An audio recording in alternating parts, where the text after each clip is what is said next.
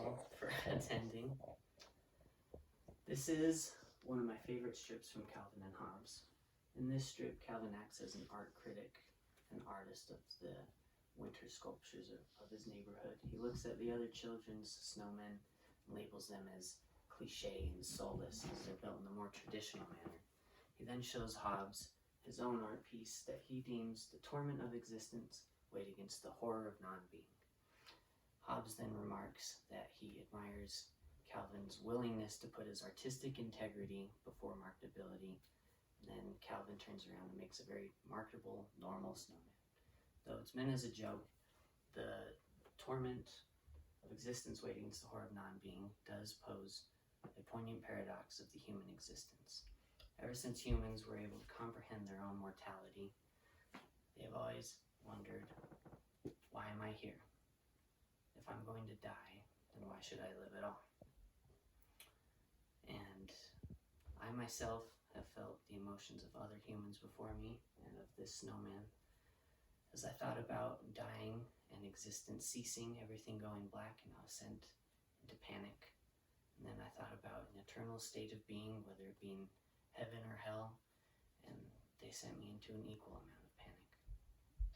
And I looked for the answers. I looked in therapy, I looked in religion, looked in other places, but they all fell flat until I stumbled upon Absurdism when creator Abraham Piper introduced it on the platform TikTok.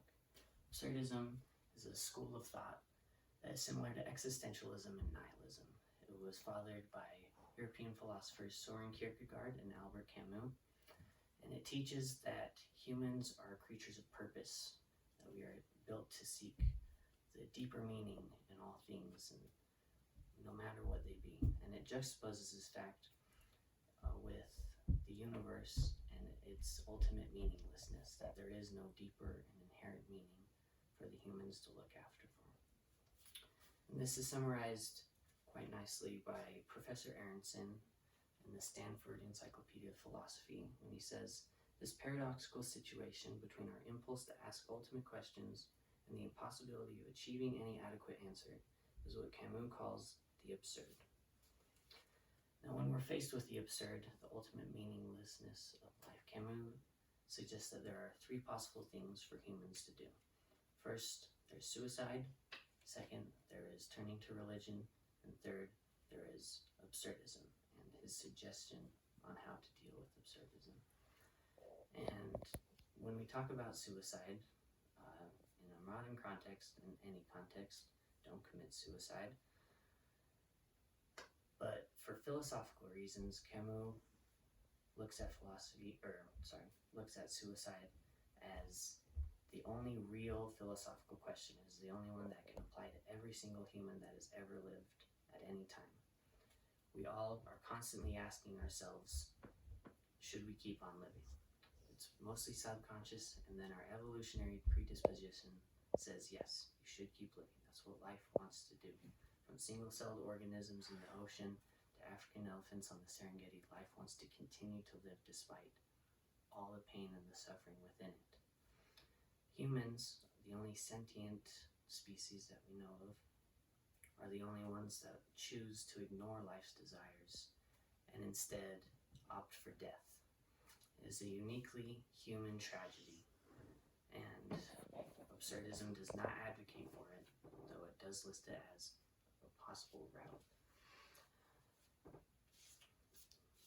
Camus asks, does the absurd dictate death? We know that it dictates life, that we are constantly faced with the meaninglessness of the universe. But in death, do the same paradox apply? We know that life has joy and suffering and fulfillment and love, but we know nothing of death other than it comes at the end of life.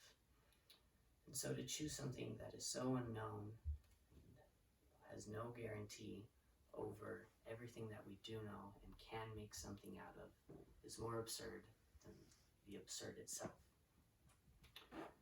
Now, when we try and analyze why suicide would be a route, Camus throws out all explanations of science and philosophy. As absurdism being meaningless, cannot account for these, as concepts like statistics and Aristotelian rhetoric, in order to have any value in this argument, rely on the premise that things matter. And in absurdism, nothing matters. So when we toss aside science, philosophy, and suicide, we're left with the next option, religion. And it's easy to turn to religion when we're faced with the absurd, because it makes sense. There's a purpose for God, Allah, Vishnu creating us, and it's to live by his rules and then return with them again and live for eternity. And when I say it makes sense, I know most atheists will shake their heads. But when we compare the two narratives side by side, I think we can get a better idea on why religion makes more sense humanly. Atheists believe that the universe was created 14 billion years ago. And then 3.5 billion years ago, life evolved into a single-celled organism. And over the course of more billions of years, there were multi-celled organisms. Those became fish. Fish became reptiles, and reptiles became mammals somewhere along the way. Then primates came.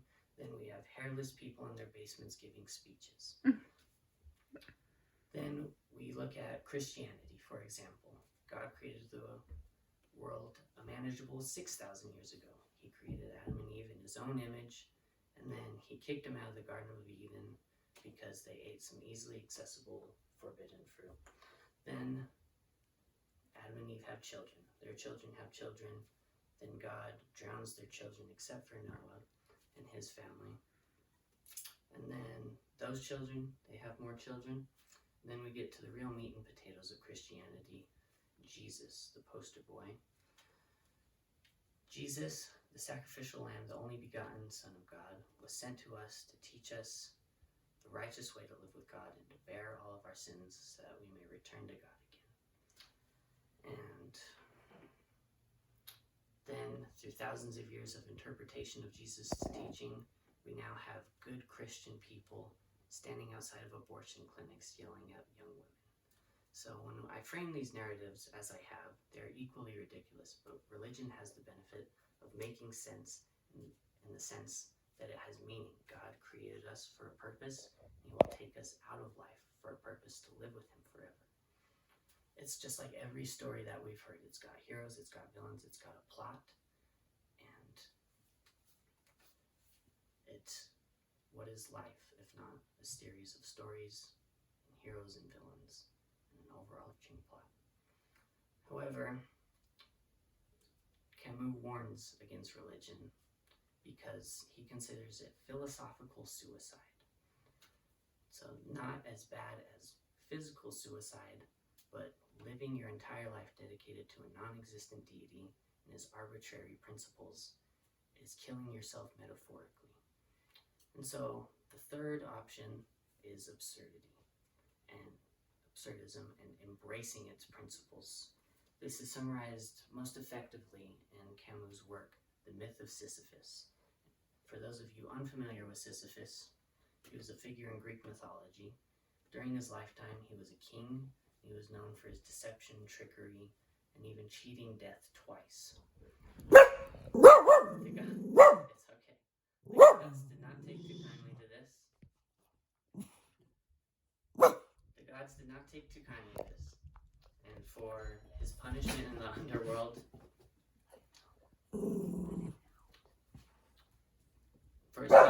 underworld, he was sentenced to push a boulder up for all of eternity. And as soon as it got to the top of the hill, the gods cursed it to climb back down. And he would repeat this forever and ever as punishment for his deception.